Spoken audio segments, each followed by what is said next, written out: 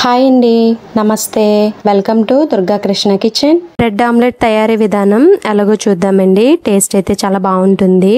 దీని preparation time కూడా 10 నిమిషాల కంటే ఎక్కువ తీసుకోదండి. చాలా త్వరగా తయారు చేసేసుకోవచ్చు. చిన్నపిల్లలకైనా సరే పెద్దవాళ్ళైనా సరే చాలా ఇష్టంగా తింటారండి. మరి దీని తయారీ విధానం ఎలాగో చూసేద్దాం. చిన్నగా తరిగిన ఉల్లిపాయ ముక్కలు 2 స్పూన్స్ వరకు, అలాగే 1 స్పూన్ వరకు పచ్చిమిర్చి ముక్కలు, అలానే టొమాటో ముక్కలు కూడా 1 స్పూన్ వరకు యాడ్ చేసుకోవాలి.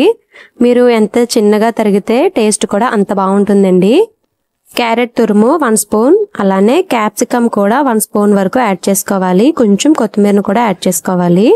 టేస్ట్కి తగ్గట్టుగా కారాన్ని యాడ్ చేసుకోవాలండి. ఇక్కడ నేను 1 స్పూన్ వరకు యాడ్ చేశాను. అలాగే 1/2 టీ స్పూన్ వరకు పసుపు, టేస్ట్కి తగ్గట్టుగా ఉప్పు వేసుకుని ఒకసారి మొత్తం బాగా కలుపుకోవాలి. పౌడర్స్ అన్ని ముక్కలకి బాగా పట్టేలాగా. తర్వాత దీనిలోకి 4 ఎగ్స్ని యాడ్ చేసుకోవాలి.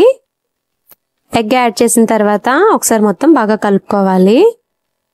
తర్వాత స్టవ్ మీద ప్యాన్ పెట్టి ప్యాన్ హీట్ అయిన తర్వాత స్టవ్ సిమ్లో పెట్టుకుని లైట్గా ఆయిల్ యాడ్ చేసుకుని ఇలాగా బ్రెడ్ పీసెస్ని లైట్గా ఫ్రై చేసుకోవాలి. అంటే బ్రెడ్లో ఉండే వెట్ అనేది ఉంటుంది కదండి, అదంతా అయ్యేంత వరకు ఫ్రై చేసుకుంటే సరిపోతుంది.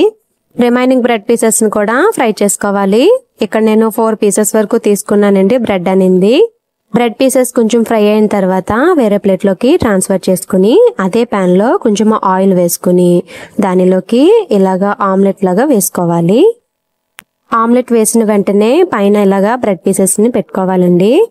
బ్రెడ్ పైన ఇలా ఎగ్ తో కొంచెం కోటింగ్ ఇవ్వాలి. వీడియోలో చూపిస్తున్న విధంగా ఇలా ఒకవైపు కొంచెం బాగా వేగిన తర్వాత చాలా జాగ్రత్తగా రెండో వైపుకి టర్న్ చేసుకోవాలి. రెండో వైపు కూడా కొంచెం ఫ్రై అయిన తర్వాత వీడియోలో చూపిస్తున్న విధంగా ఈ కార్నర్స్ అనేది ఫోల్డ్ చేసుకోవాలి. వీడియోలో చూపిస్తున్న విధంగా సైడ్స్ అనేది ఫోల్డ్ చేసుకున్న తర్వాత ఇలా పైన ఇంకో 2 బ్రెడ్ పీసెస్ ని కూడా పెట్టుకోవాలి. 1 మినిట్ కొంచెం బాగా వేగిన తర్వాత ఇలాగా మిడిల్లో కట్ చేసుకోవాలండి. కట్ చేసుకున్న బ్రెడ్ పీసెస్ ని జాగ్రత్తగా మళ్ళీ టర్న్ చేసుకోవాలి.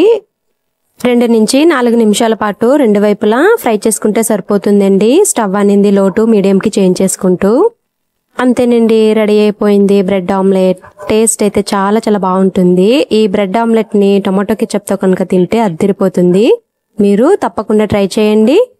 ఈ వీడియో గనక మీకు నచ్చినట్లయితే ప్లీజ్ లైక్ చేయండి, షేర్ చేయండి, కామెంట్ చేయండి. కొత్తగా ఛానల్ వ్యూ చేసే వాళ్ళు సబ్స్క్రైబ్ చేసి పక్కనే ఉన్న బెల్ ఐకాన్ ని గనక క్లిక్ చేసినట్లయితే నా వీడియోస్ ని మీరు రెగ్యులర్ గా ఫాలో అవ్వచ్చు.